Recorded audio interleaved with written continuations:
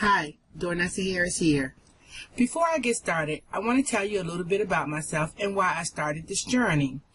Up until the end of 2010, I worked for myself from home. To keep the story short, I'm going to jump right to the part of my life story for the purpose of this presentation.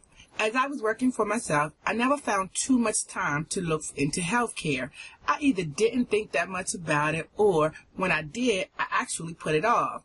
Wouldn't you know, in the beginning of November of 2010, I found myself in the emergency room of a well-known hospital with a blood infection called sepsis, which could have been fatal. It caused my limbs to fail. I couldn't walk, and I couldn't raise my left arm. Once diagnosed, I was immediately rushed to the operating room to flush the infection out of my system. The doctors told me if the infection had reached my heart, I would no longer be here. While in the emergency room, I had not been diagnosed yet. Everyone just knew I could no longer walk and I couldn't raise my hand. A woman came to me with a form and asked me to sign it. As I started to read, I saw that it was regarding my assets. She interrupted my reading and stated, "Don't worry about it. I'll fill it out later." Of course, I told her no. The woman took the form and told me that someone would come and speak with me about it later and left. She didn't even leave a copy for me to review. From the quick glance that I had, I knew that it was regarding my assets. Remember, I was uninsured at the time. After spending nearly 2 months in the hospital, no one came to discuss the form with me, and I never saw it again. Now, if this happened to me, how many people do you think the hospital has done this to? And how many people do you think would have actually signed this document? Hospital staffs are usually trusted figures of authority.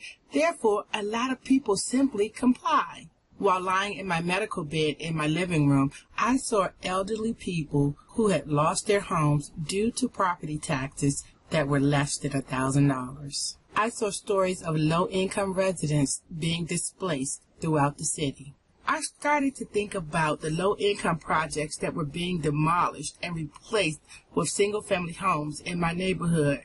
I started to wonder, where did all the residents who once occupied these projects go? The scene of the hospital started to play in my head over and over and over again. As I started to get out more, I really began to notice how much the city had changed. Neighborhoods that were once 100% African American or Hispanic now had an influx of wealthier people and a nightlife that was unbelievable. I started watching news videos on YouTube regarding gentrification. I had never heard of the word. My heart began to ache with a desire to assist residents to prepare themselves for what had begun to take over the city.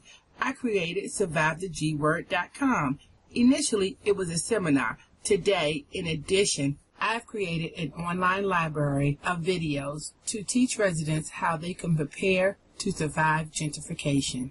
I started SurviveTheGWord.com to start a movement to eliminate the displacement of longtime residents from the District of Columbia and urban cities across the United States. Its primary goal is to prepare and arm residents with the tools they need to survive gentrification. The Survive the G Word team is comprised of residents of the District of Columbia, Maryland, and Virginia who are concerned with the fate of residents who are being displaced, losing their homes across the United States.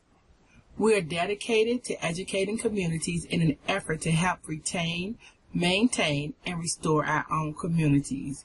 We are not financial educators. We are not attorneys. We are simply passing information that we've acquired. If you own your own home and you think you're safe, think again.